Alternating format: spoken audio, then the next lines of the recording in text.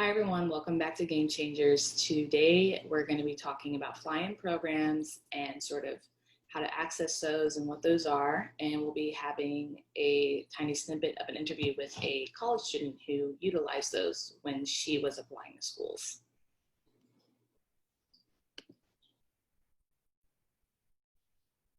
What is a fly-in program? This is when a college is going to fly a student, a prospective or admitted student to their college, and this is so that the student can experience what it's like to be on that university or college's campus.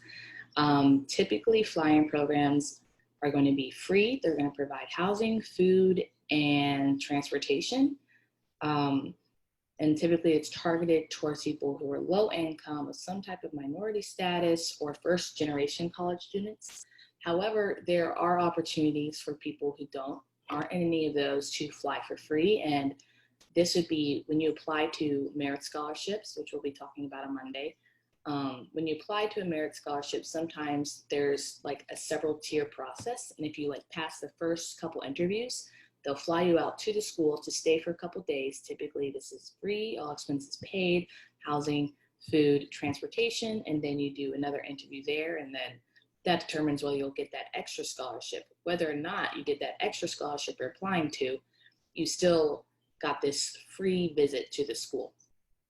Something to keep in mind is that prospective students typically go in the fall and admitted students go in the spring. And this is pertinent to tell you now because many schools are not doing the fly-in program this fall because of COVID.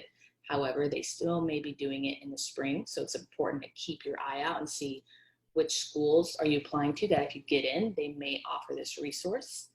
And often, let's say you're not necessarily low income, but it's still sort of expensive, you can reach out to the school and see if they can help you, afford these expenses. Or sometimes if you're not low income, they might just have you pay for the transportation, but you'll still have free food and free stay. And sometimes this is really competitive and at competitive schools, but the flying programs are also offered at less competitive schools. So we already mentioned they provide transportation, housing, and so you're staying in dorms with current college students, which is really cool because you get to ask them questions. You can go with them to their classes, you can go with them to their extracurricular activities, or if they play sports. It's a really nice program to just see this is what life would be like if I went here. And then also while you're there, as I mentioned, you can go to classes, and there you can meet with professors. You can talk to the admissions team, so you can sort of discuss your potential financial options. You can do this as a prospective student or as an admitted student and see what is this going to look like for me financially. And then again, you get to talk to current students and go to the dining halls and the cafes that everyone else frequents. So now we're going to show a video snippet of a college student I interviewed named Grace Doomdahl, and she's going to explain her experience with the fly-in program and give us a little bit extra advice. Then I applied for a fly-in program. I applied to a bunch of fly-in programs without really knowing what colleges they were. I really didn't know anything about college going into it. Yeah. So I just applied to these programs, and then Swarthmore actually was you're accepted to our fly-in program, we're going to fly you out. And I was like, oh, cool. And that's how I found out about Swarthmore. I really just explain what the flying program or what a flying program is?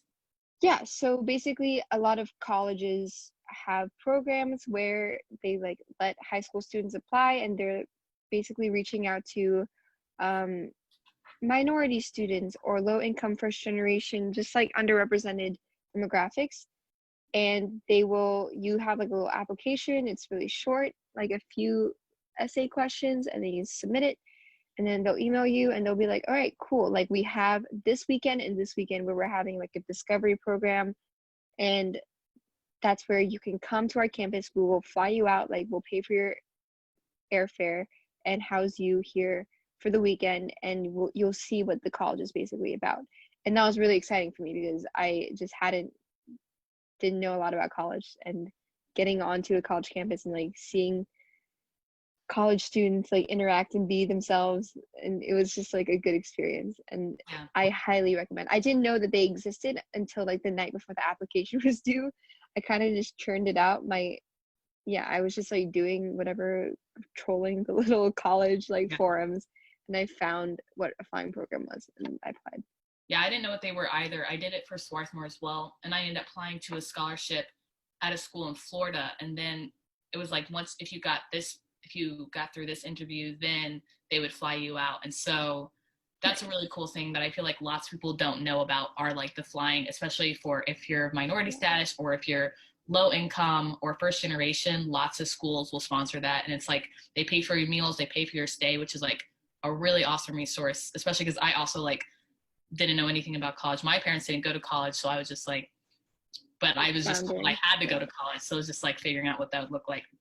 And so I guess like, so did you just go to the college website, or did you like Google, once you found the one flying program, how did you go about finding other flying programs?